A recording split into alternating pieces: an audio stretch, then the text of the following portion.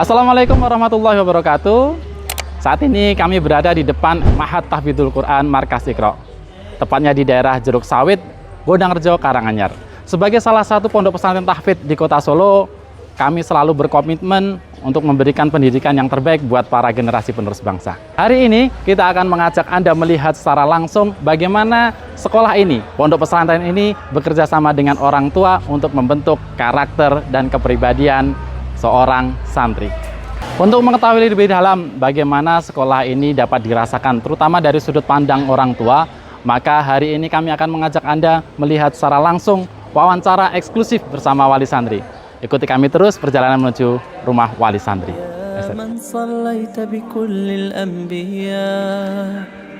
يا من في قلبك رحمة للناس يا من ألفت قلوبا بالإسلام يا حبيبي يا شافعي يا رسول. Sahabat Iqra, saat ini kami sedang melakukan perjalanan menuju rumah Bapak Zaki. Beliau adalah orang tua dari Nara dan Arya yang saat ini duduk di bangku SMP dan SMA di MTQ Markas Iqra. Di perjalanan ini, kami akan sedikit bercerita tentang filosofi pendidikan di pondok pesantren kami. Di MTQ Markas Iqra, kami percaya bahwa setiap anak memiliki potensi untuk menjadi seorang hafidz Quran. Maka, kurikulum yang kami rancang tidak hanya mengasah kemampuan anak dalam menghafal Al-Quran, tetapi juga mengembangkan kemampuan di bidang akademik maupun non-akademik. Di Markas Iqra diajarkan matematika, biologi, fisika, kimia, dan masih banyak pelajaran yang lain. Anak-anak juga dibekali dengan ketahanan fisik, bela diri, berlari, olahraga, dan kegiatan-kegiatan yang lain yang menunjang ketahanan serta kekuatan tubuh seorang santri. Sehingga sesuai dengan visi kami di Markas Iqra, kami ingin mencetak kader ulama yang hafidz Quran, berjiwa mujahid, dan berakhlakul karimah.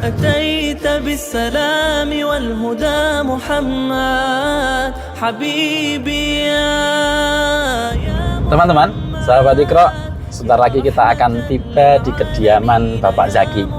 Kami sangat senang sekali dan sangat antusias akan mendengarkan pengalaman beliau tentang bagaimana Markas Iqra ikut berpartisipasi dalam perkembangan putranya. Sampai bertemu di rumah beliau.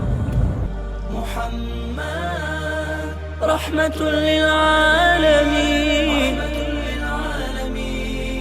Muhammad Muhammad rahmatul lil alamin rahmatul lil alamin.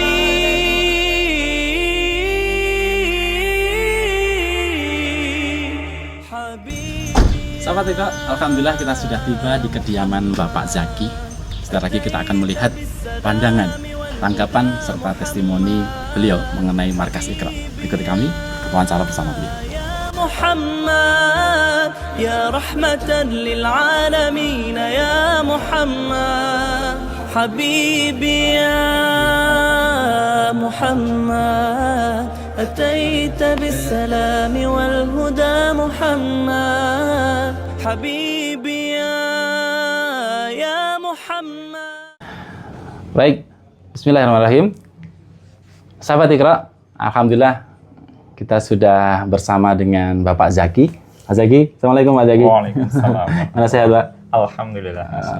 Beliau ini teman-teman adalah orang tua dari Nara dan Arya yang saat ini masih bersekolah di MTQ Markas Iqra. Benar ya Pak ya? Putranya dua-duanya gitu. Dua-duanya ada di markas. Dua-duanya ada di markas.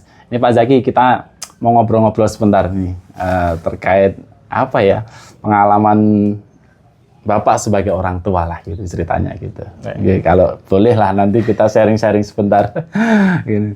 Pak Zaki, kalau boleh tahu nih dulu awal mula, sedikit flashback ya. Awal mula jenengan sebagai orang tua, Bapak sebagai orang tua, kan harapannya sebagai orang tua itu kan pengen anaknya menjadi anak yang soleh kan gitu. Sehingga salah satu ikhtiar kita ya mencarikan pendidikan yang terbaik kan gitu. Kok dulu dapat info untuk menyekolahkan anaknya di Markas Iqra itu dari mana, kemudian kok menetapkan pilihan wah saya harusnya kayaknya mantap di markas Iqra nih, kayak gitu Pak Haji. Kalau boleh tahu kita share ke kami gitu.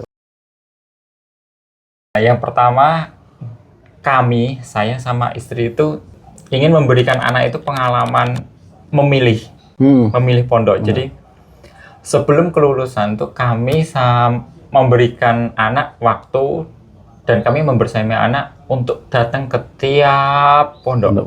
Bahkan sampai ke Tawangmangu itu ada 4 atau 5. Ke Magelang ada, Masya Allah. Jadi kami datangi, intinya malah kami balik ke wawancara. Kami yang mewawancarai pondok. Kami wawancarai pondok, anak ada, anak melihat pondok, anak melihat keseharian anak-anaknya pondok, musyrifnya dan semuanya. Jadi anak itu merekam keseharian dalam waktu mungkin setengah hari saat itu kunjungan itu. Dia suka enggak? Patokan kami pertama adalah anak itu tertarik dulu enggak untuk tempat itu. Betul. Nah, dari itu kami datangi hampir rata-rata berapa ya? 10 atau 15 lah. Oh, Masya Allah, banyak juga pilihan Gitu. waktu itu ya. Tapi anak itu akan mengerucut, dia hanya akan Bi, saya suka ini. Dah. Akhirnya mengerucutnya ke sama markas. Itu aja. Jadi anak itu ya pun si Nara pengennya ke situ, udah kita taruhin ke situ. Oh, Masya Allah. Dari itu ya, dari pengalaman itu terjadi pada anak yang kedua juga. Oh, jadi anak yang pertama memang diajak ya Pak ya, diajak kita menuju pondok-pondok sehingga anak itu tidak dipaksa ke salah satu pondok gitu ya. Biar anaknya yang memilih gitu. Betul. Karena nanti juga gini teman-teman, hubungannya kalau kita memaksa anak ke pondok itu jadi keinginan orang tua di pondok A misalkan, nanti jadinya nggak nyaman bagi si anak. Bagi kan? anak, betul. Terus ini juga dilakukan sama adiknya, Mas Arya ya? Kami beri keleluasan untuk dia mau kemana, sama seperti Nara. Oh, Masya Allah. Bahkan dulu kalau kita flashbacknya untuk awalan sebelum masuk pondok adalah SD, nggih. SD itu Nara sama Arya itu berbeda. Oh, tidak satu sekolah dulu? Bukan. Tujuan kami adalah Nara tidak terbebani punya adik di bawahnya. Arya juga tidak terbebani harus ngikutin kakaknya yang sudah di atasnya. Jadi dia punya pengalaman tersendiri, hidup di area sendiri. Oh, Masya Allah. Itu untuk awalan sebelum masuk pondok. Tapi endingnya sekarang malah satu pondok. Satu pondok, alhamdulillah. Okay. Nih, berhubung ini sekarang sudah satu pondok nih Pak ya. Iya. Ini di awal-awal pondok nih, kalau boleh share nih. Kita kan jarang tuh nanya ke santri, Ping, gimana, kerasan nggak atau gimana gitu. Nah, ini dari sudut pandang orang tua Pak. Iya. Ada nggak cerita-cerita dari Nara atau Mas Arya juga awal-awal mondok ngeluh, Bi saya nggak kerasan di sini, Bi saya kangen rumah, Bi saya kangen sama orang tua. Nah cerita-cerita itu kan tidak kita dapati secara langsung pada santri Pak ya. Dari orang tua ini, dari sudut pandang orang tua itu melihat ya gitu, ada curhatan-curhatan ke surga gitu. Kalau yang spesifik, pertama saat ngantar anak yang besar si Nara pulang dari pondok, pulang dari pondok itu berarti perpulangan ya? Balik ke pondok ya? Kan kita ngantar hari pertama, hari pertama terus pulang ngantar kan? Itu kan pas corona ya, jadi nggak boleh masuk kalau nggak salah ya. Oh iya. Nah itu, yang nangis bukan uminya, tapi adiknya. Masya Allah, saking dekatnya ya. Yang nangis adiknya. Terus sekarang kalau masalah kangen gitu, itu tuh Nara yang paling melo sampai sekarang. Padahal kakaknya ya? Kakaknya ya. Sekarang kelas 2 SMA. Kelas 2 Tapi SMA. dia masih paling kangen. Jadi dulu saya sempat awalan wawancara di sana ataupun saat awal-awal di pondok itu, saya sama istri menekankan ke musyrifnya juga ke ustadznya bahwa kami sadar bahwa pendidikan utama itu di orang tua, bukan di pondok. Betul. Jadi kami akan lebih menekankan kedekatan kami kepada anak-anak kami. Jadi mungkin kami akan sering komunikasinya lebih kepada anak kami. Hasilnya adalah Nara kemarin kalau telepon pas perteleponan ke orang tua Nji, kan awal-awal itu 1 jam itu Nara itu bisa bercerita selama 1 jam itu Nara yang bercerita. Full ya. Rata-rata Nara untuk komunikasi sama uminya atau kita itu dia 1 jam itu full. Jadi sebagai orang tua lebih banyak mendengarkan. Lebih mendengarkan dan iya lebih banyak. Gitu. Masalah. Nah dari itu perubahan dia di pondok awal-awal itu yang menekankan juga kenapa adiknya juga ke situ. Ya. Jadi berkaca dari yang sudah dialami Mas Nara sebagai kakak ya. Jadi di samping kedekatan adiknya Mas Arya juga sama kakaknya sampai tadi jenengan sampaikan ditinggal balik ke pondok aja sampai nangis. Yang nangis pertama Arya. Kemudian Arya akhirnya juga ngikut sama kakaknya juga untuk masuk di markas Iqra gitu. Baik Pak Zaki, ini poin penting. Jadi apa ya? Ini kan bukan waktu yang sebentar ya. Mondok itu di markas Iqra kan 6 tahun. 6 tahun. Dan ini untuk Mas Nara sudah dilewati 4 tahun ya Pak ya. 4 tahun masuk, ini kelas 2 SMA, besok kelas 3 SMA, selesai gitu kan. Nah, ini dari orang tua nih. Ini dirasakan banyak-banyak orang tua. Ketakutan sebagai orang tua ditinggal di pondok atau anaknya di pondok takut. Ya dari segi sudut pandang orang tua ditinggal anaknya, khawatir dengan anaknya, nanti bagaimana jadinya, nanti di sana gimana makannya, gitu pasti ada ya Pak ya. Pasti. Nah, itu bisa diceritakan Pak, mungkin pengalaman itu sehingga menjadi kuat. Aku bisa sebagai orang tua tuh melepas dengan nyaman gitu, biar tidak ada keraguan, tidak ada kekhawatiran di orang tua begitu. Mungkin tips dari panjenengan. Saya yang paling muda, orang tua yang paling muda mungkin sedikit saja pengalaman mungkin kalau dibandingkan sama yang putra-putranya yang sudah banyak dan sudah mondok lama mungkin lebih banyak pengalaman juga. Jadi dulu kalau ibu saya itu saya juga dipondokkan dalam artian dulu saya dari desa di Karanggede.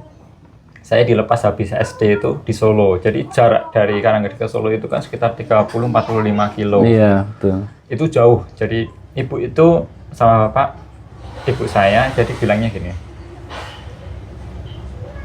Walaupun berat, tapi tetap harus percaya sama anak, di sana dia baik-baik aja.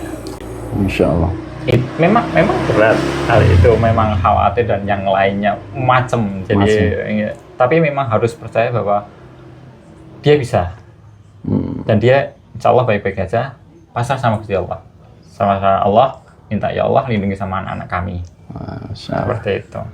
Yang membuat yakin akhirnya melepas sampai anak kedua, ya dilepas kita titipkan di pondok kan gitu Pak ya. Jadi khawatiran itu ya kembali lagi ke diri orang tua, yakin percaya sama anaknya, pasrahkan sama Allah, dan dititipkan ke pondok. Semoga menjadi anak yang soleh kan gitu Pak ya. Masya Allah, ini ilmu ya dari orang tua yang sering kita jumpai takut ketika memasukkan anaknya ke pondok nanti teratur nggak makannya, terus gimana ngerawat dirinya kan gitu Pak. Semuanya harus belajar mandiri kan gitu. Masya Allah. Ini satu lagi Pak, Pak Zaki setelah 5 tahun 5 ya? Ya, hampir 5 tahun. Hampir 5 tahun putranya mondok di markas Iqra. Secara pribadi, perkembangan anaknya kan dari kecil, dari lulus SD sampai sekarang sudah SMA, hampir membersamai Ananda kan waktu yang ya kalau perpulangan libur kayak gitu Pak ya. Nah, perkembangan yang dirasakan setelah anaknya melakukan pendidikan di MTQ Markas Iqra selama 5 tahun ini Pak, mungkin bisa diceritakan ke kami supaya kami juga kalau ada kurangnya bisa koreksi buat kami sebagai sekolah, juga kalau ada lebihnya bisa mungkin kita bisa kembangkan lagi menjadi lebih baik lagi gitu. Yang dirasakan dari segi orang tua, anak saya mondoknya di markas Iqra itu begini gitu. Nah, gitu. Mungkin yang kami rasakan terhadap anak-anak kami di hasil Nara, bentuk didikan dan kepribadian dia bagi kami bagus itu kami puas dan itu sesuai target kami. Bukan target kami untuk dia hafal yang cepat gini. Kami itu sudah kesekian kali dan kami dorong untuk menjadi kesekian kali prioritas. Bukan itu. Bagi kami adalah sesuatu yang menjadi adab dia, pribadi dia, kebiasaan tiap harinya dia, ke orang tua, ke masyarakat, ke sekitar. Dia jadi seperti apa sih? Masya Allah. Model anak ini tuh, bentuknya anak ini tuh jadi seperti apa? Nah, itu yang kami rasakan dan alhamdulillah kami mendapatkan hal itu di situ. Oke, begitu juga dengan harapan nanti, ini kan Mas Arya 2 tahun, baru masuk 2 tahun Pak ya. Ini Mas Nara alhamdulillah sudah 4 tahun dan Pak Zaki sudah melihat perubahan terutama di Mas Naranya. Seperti yang Pak Zaki sampaikan, keinginan orang tua adalah anaknya itu ya bisa menjadi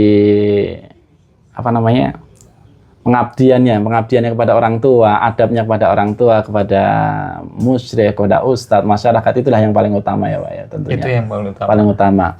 Ini Pak Zaki, terakhir nih di akhir-akhir kita ngobrol bersama Pak Zaki ini, ada keinginan nggak ini menyarankan lah ibarat kata kepada saudara-saudara Bapak, kan banyak nih saudara-saudara sepupu ini untuk gabung sama Mas Nara, Mas Arya di Markas Iqra gitu.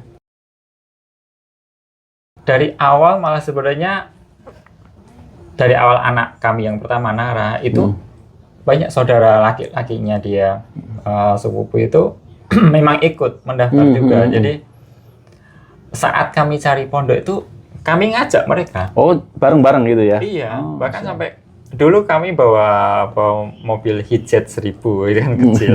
Itu tuh ke Tawangmangu diisi 8 dewasa. Wah, jadi keseruan mencari pondok dan bersama saudara-saudaranya, bahkan nanjak sampai nggak kuat dan harus turun sampai pondok sana. Jadi pengalaman itu kami ajak untuk keluarga besar kami ajak. Teman-teman kami infokan kami kemana. Jadi kayak gini. Jadi bahkan sampai ke markas pun kemarin ponakan kami juga daftar di sana. Karena ada beberapa hal beliau tidak masuk ke markas seperti itu. Jadi saat penjengukan atau apapun kami kadangkala video call juga pada posisi di pondok terhadap keluarga kami atau teman-teman kami. Jadi kami sebenarnya ingin memberitahu pada kakek neneknya atau saudara-saudara yang lain bahwa situasi itu seperti ini. Di pondok. Di pondok itu kayak gini. Nah, jadi saya bukan mempromosikan secara spesifik, tetapi kami ingin memberitahukan bahwa Nara Arya keseharian itu seperti ini di sini. Karena dia saat pulang, saat kumpul sama saudara-saudaranya, teman-temannya, sebenarnya dia mengiklankan dia sendiri secara attitude dia di masyarakat.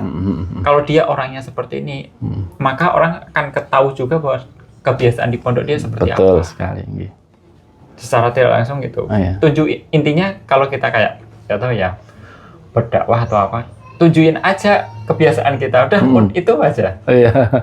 Orang dilihat itu dari kebiasaan kesehariannya Pak ya. Gitu.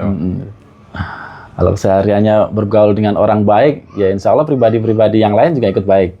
Dan karakter dia seperti itu. Masya Allah. Alhamdulillah. Teman-teman, ini berikut testimoni serta wawancara bersama Pak Zaki. Alhamdulillah Pak Zaki, ini kita sudah sampai di penghujung ngobrolan kita. Insya Allah lain waktu kita sambung lagi Pak Zaki, kita ngobrol-ngobrol. Kalau pas main ke Mahat, ke pondok ya kita sambung lagi, kita ngobrol-ngobrol lagi. Ya, banyak hal. Tidak harus ngobrol tentang pondok, ngobrol tentang putranya, tentang pekerjaan, situasi di luar, silakan. Pondok kami terbuka untuk semua, untuk wali murid, untuk orang-orang yang ingin berkunjung pada kami, silakan datang ke kami. Kami insya Allah siap untuk diajak kerjasama, diajak untuk curhat, terutama. Gitu insya Allah. Itu Pak Zaki, kami ucapkan dari pondok jazakallah khair atas waktunya. Dari kami mungkin banyak salah kata atau kekurangan ya kami pribadi, mohon maaf yang sebesar-besarnya. Sama-sama. Gitu teman-teman, mungkin kita sudahi dulu untuk wawancara di pagi hari ini bersama Pak Zaki. Insya Allah kita akan bertemu kembali di wali santri yang lain atau di tempat-tempat yang lain, dan jangan kemana-mana, ikuti terus di Instagram kami di Markas Iqra Surakarta. Terima kasih. Assalamualaikum warahmatullahi wabarakatuh.